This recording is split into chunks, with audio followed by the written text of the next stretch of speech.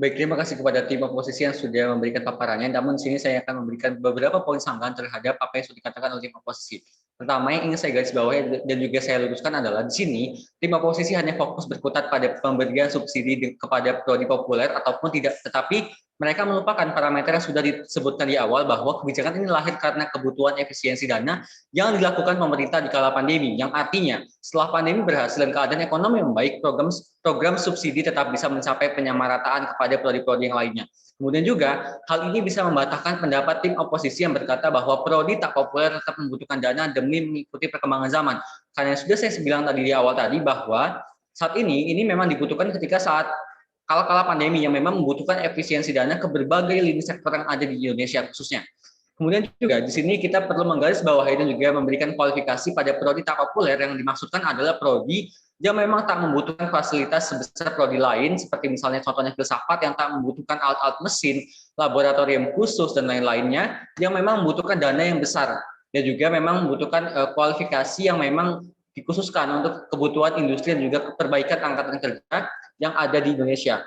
Dan juga di sini kita harus menyadari bahwa subsidi ini dilakukan bukan untuk mendiskriminasi prodi tak populer, tetapi untuk memberikan pemasukan yang proporsional karena pengeluaran yang juga besar dari prodi-prodi yang membutuhkan fasilitas-fasilitas tersebut.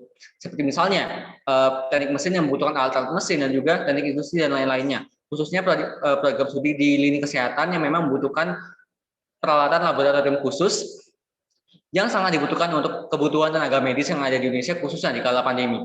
Kemudian juga jika kita melihat lagi regulasi ini dilakukan untuk melakukan efektivitas dan produktivitas perguruan tinggi terutama bagi prodi yang memang dibutuhkan di kala pandemi untuk memenuhi kesiapan tenaga kerjanya. Oleh karena itu, kami melakukan regulasi ini demi melihat program studi mana yang memang berkontribusi besar di kala pandemi ini sehingga mereka bisa lebih diprioritaskan dan juga memenuhi kebutuhan mereka di kala pandemi ini dan juga bisa optimal ketika memang mereka menghasilkan outcome yang baik dan juga berkualifikasi tinggi bagi industri yang ada di Indonesia.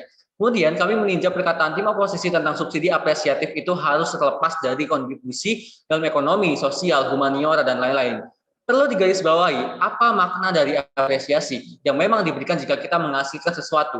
Jika tidak melakukan kontribusi, lantas apa yang harus diapresiasi? Itu harus kita pahami bersama teman-teman semua. Kemudian di sini kami juga sangat-sangat menentang apabila dikatakan bahwa proposal kami dinilai memiliki dampak jangka pendek. Justru dengan adanya proposal ini yang menyiapkan angkatan kerja malah akan berdampak jangka panjang seperti motivasi para program studi lain untuk lebih berkembang dan memberikan kontribusinya ketika terjun ke masyarakat. Mengapa? Karena perguruan tinggi adalah wajah terakhir bagi kita sebelum kita terjun ke masyarakat. Kemudian kita juga tidak akan keteteran karena ini selaras dengan perbaikan dan juga penyeimbangan pengeluaran dan pemasukan prodi khususnya di kala pandemi. Dan apabila kita meninjau, justru regulasi yang sudah ditetapkan ini menyesuaikan dengan keadaan yang ada dan negara Indonesia yang masih berkembang dan memang memprioritaskan beberapa lini fokus pendidikan yang lebih fleksibel agar kita memiliki angkatan kerja berkapasitas tinggi karena perlu diketahui minimnya lapangan kerja juga dipengaruhi oleh kualifikasi angkatan kerja karena di sini kita juga bersaing dengan tenaga kerja asing. Sehingga proposal kami sangat berpeluang menciptakan hal tersebut dan kita tidak akan menjadi konsumen negara visioner apabila memang kita memiliki angkatan kerja yang berkualifikasi tinggi dan juga itu sangat-sangat memungkinkan bagi kita untuk menciptakan lapangan kerja kita sendiri dan juga memenuhi semua kebutuhan angkatan kerja yang ada di Indonesia.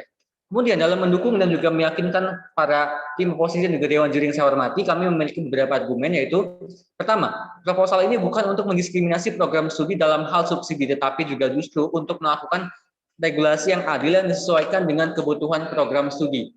Adil bukan berarti sama rata teman-teman semua, tetapi menyesuaikan dengan pengeluaran dan pemasukan, apalagi jika kita meninjau dengan kebutuhan di kala pandemi.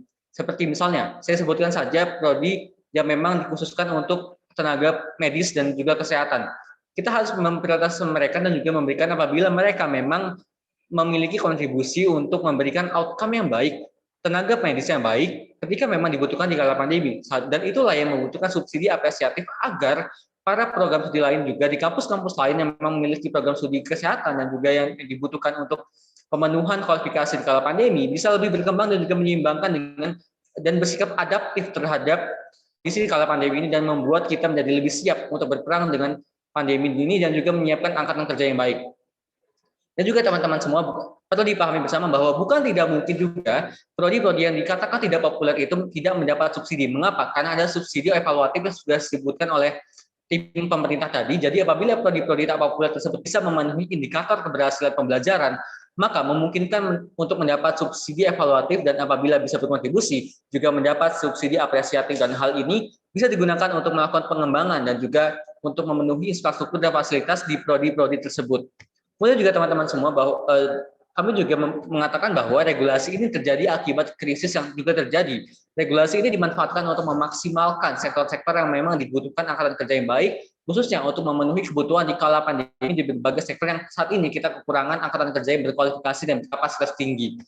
Dan juga hal ini merupakan bentuk tuntutan untuk tetap adaptif di kala pandemi, sehingga beberapa lini fokus pendidikan menjadi lebih terjamin. Misalnya adalah mungkin untuk program studi kesehatan yang memang membutuhkan dana yang banyak, dan apalagi di kala pandemi yang kondisi ekonominya menurun, ini bisa menjadi skala prioritas kita untuk lebih memprioritaskan mereka, dan juga mereka bisa berkontribusi dan bisa memajukan dan juga bisa mengurangi dampak pandemi terhadap kondisi ekonomi dan kondisi-kondisi lainnya di Indonesia.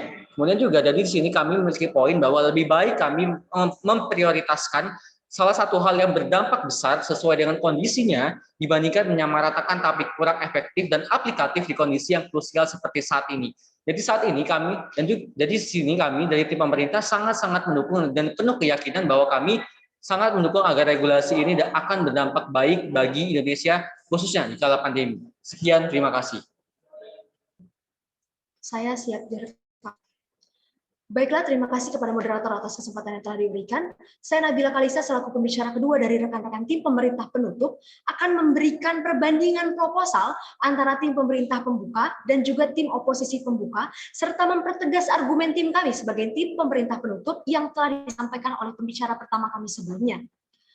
Dewan juri yang kami hormati, argumen dari tim pemerintah pembuka pada pembicara pertama menyatakan bahwa mereka memiliki parameter yang jelas bahwa dalam hal ini terkait dengan mosi debat kita, yaitu Dewan ini akan mensubsidikan secara proporsional program studi di universitas negeri berdasarkan pada tingkat keterserapan lulusan mereka di dunia kerja dengan mengasumsikan dalam keadaan pandemi sebagai parameternya. Kemudian juga rekan-rekan dari tim pemerintah pembuka menyatakan bahwa hal ini dilakukan oleh tim pemerintah untuk menciptakan pekerja yang mempunyai kapabilitas yang tinggi. Kemudian juga subsidi dinyatakan oleh rekan-rekan dari tim pemerintah dilakukan bukan sebagai anggaran tetap guna, melainkan sebagai anggaran yang kemudian dapat membangun dan juga dapat membuat kampus dan juga mahasiswanya semakin lebih berkembang lagi, sehingga kampus-kampus tetap mendapatkan anggaran tahunan dari pemerintah tanpa ada subsidi tersebut, maka tidak akan mengganggu. Kemudian dari argumen tim oposisi menanggapi hal tersebut dengan membantah bahwasannya mereka yang tidak mendapatkan adanya subsidi tersebut akan menjadi sebuah diskriminatif. Kemudian juga mengenai jurusan yang tidak populer yang kemudian disebutkan oleh tim pemerintah pembuka yang menyebutkan bahwa seharusnya jurusan yang tidak populer harusnya mendapatkan subsidi, akan tetapi hal tersebut kemudian dibantah lagi oleh tim pemerintah pembuka yang menyatakan bahwa bagi para program studi yang kemudian tidak mendapatkan subsidi, maka mereka akan tetap bertahan mengingat adanya anggaran tahunan dari pemerintah. Dan kemudian menurut rekan-rekan dari tim pemerintah pembuka menyatakan bahwa program studi lain yang tidak mendapatkan subsidi adalah program studi yang memang tidak memerlukan anggaran secara besar-besaran, contohnya adalah untuk laboratorium. Kemudian juga argumen dari tim pemerintah pembuka yang menyatakan bahwa akan ada insentif dari kampus-kampus untuk turut mengembangkan dirinya sebagai mahasiswa, yang kemudian akan berdampak baik dalam hal keterserapan lulusan mereka di dunia kerja. Kemudian juga pembicara kedua dari rekan-rekan tim pemerintah menyanggah adanya poin yang menyatakan bahwa Indonesia kurang memiliki lapangan pendidikan dan juga lapangan pekerjaan yang baik. Akan tetapi kemudian rekan-rekan dari tim pemerintah menyatakan bahwa membuka lapangan pekerjaan bukan hanya tanggung jawab pemerintah, tapi juga sebagai mahasiswa dan mahasiswi untuk kemudian memiliki sumber daya manusia yang lebih baik lagi. Kemudian juga argumen dari rekan-rekan tim oposisi membicarakan bahwa saat ini banyaknya masyarakat Indonesia ataupun mahasiswa dan juga mahasiswi yang telah lulus menganggur, salah satu sebab yang paling besar adalah karena Indonesia terlampau banyak penduduknya serta juga memiliki lapangan kerja yang kurang. Akan tetapi mereka juga tidak menyetujui mengenai adanya tingkat kapabilitas yang tinggi karena menurut mereka alasan yang paling besar adalah karena adanya tingkat penduduk yang banyak serta lapangan pekerjaan yang kurang. Kemudian juga dibantah lagi oleh rekan-rekan dari tim pemerintah pembuka yang menyatakan bahwa dengan adanya hal tersebut menyatakan bahwa memang setiap mahasiswa harus memiliki kapabilitas yang tinggi untuk dapat masuk ke dalam dunia pekerjaan.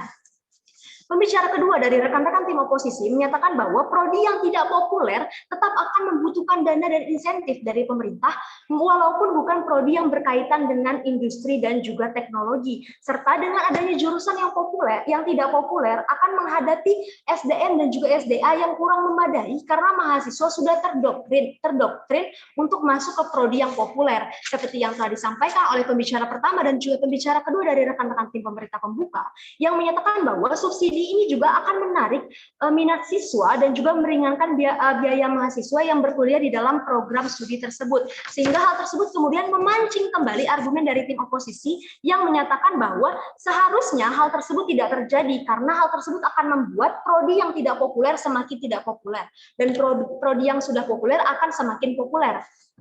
Kemudian rekan-rekan dari tim pemerintah pembuka menyatakan sebelumnya bahwa subsidi ini ada dua prinsip, yaitu ada prinsip evaluatif dan juga prinsip apresiatif. Namun rekan-rekan dari tim pemerintah, dari tim oposisi, pembicara kedua menyatakan bahwa prinsip apresiatif seharusnya dapat dilakukan kepada prodi yang kurang populer terlepas dari status sosial dan lain-lain. Namun hal tersebut kemudian juga dibantah lagi oleh pembicara pertama dari rekan-rekan tim pembuka, yang tim pemerintah pembuka yang menyatakan bahwa dengan adanya hal tersebut tentu saja kita harus mempertimbangkan adanya hal-hal lainnya. Kemudian rekan-rekan yang kami hormati, terkait dengan yang telah disampaikan oleh pembicara pertama kami sebelumnya, kembali kami pertegas kembali bahwa argumen pembicara pertama dari rekan-rekan tim penutup pemerintah adalah yang pertama, bukan sebagai bentuk diskriminatif seperti yang disampaikan oleh pembicara pertama dan juga pembicara kedua dari tim oposisi. Karena memang dalam hal ini tidak menutup kemungkinan bagi program-program studi yang kurang populer untuk kemudian mendapatkan subsidi, sehingga hal ini tidak termaksud di dalam hal yang diskriminatif. Kemudian yang kedua juga seperti yang tadi disampaikan oleh pembicara pertama kami sebelumnya, bahwa program-program studi yang kurang populer yang dimaksudkan adalah program studi yang tidak terlalu memiliki ataupun membutuhkan alat-alat yang banyak. Contohnya misalnya tadi adalah telah disebutkan oleh pembicara dari rekan-rekan tim oposisi yang menyatakan program studi filsafat, sehingga apabila kita telah kembali memang program studi filsafat seperti yang telah disampaikan oleh pembicara pertama kami sebelumnya, bahwa tidak terlalu memiliki ataupun tidak terlalu membutuhkan alat-alat yang begitu mendesak ataupun alat-alat yang berkaitan dengan laboratorium. Terkait dengan kemungkinan komputer yang dibutuhkan, maka kami yakin betul bahwa kampus pasti menyediakan laboratorium komputer. Kemudian yang ketiga, seperti yang telah disampaikan oleh pembicara pertama kami sebelumnya, bahwa lebih baik untuk memprioritaskan yang memang perlu untuk diprioritaskan daripada mengusahakan untuk menyamaratakan semuanya, namun membuatnya kurang efektif dan juga kurang aplikatif. Menurut kami itu adalah argumen yang paling tepat dalam hal ini, karena lebih baik memang untuk memprioritaskan yang sesuai dengan keadaan daripada berusaha menyamaratakan namun tidak membuat hasil yang efektif dan juga tidak membuat hasil yang maksimal. Kemudian yang selanjutnya adalah adanya prinsip subsidi evaluatif, sehingga tidak menutup kemungkinan bagi program-program studi lainnya yang kurang populer untuk mendapatkan subsidi berdasarkan pada prinsip evaluatif apabila telah memenuhi indikator pembelajaran dengan baik. Untuk itu kembali kami pertegas kembali posisi kami sebagai tim pemerintah penutup. Sekian, terima kasih.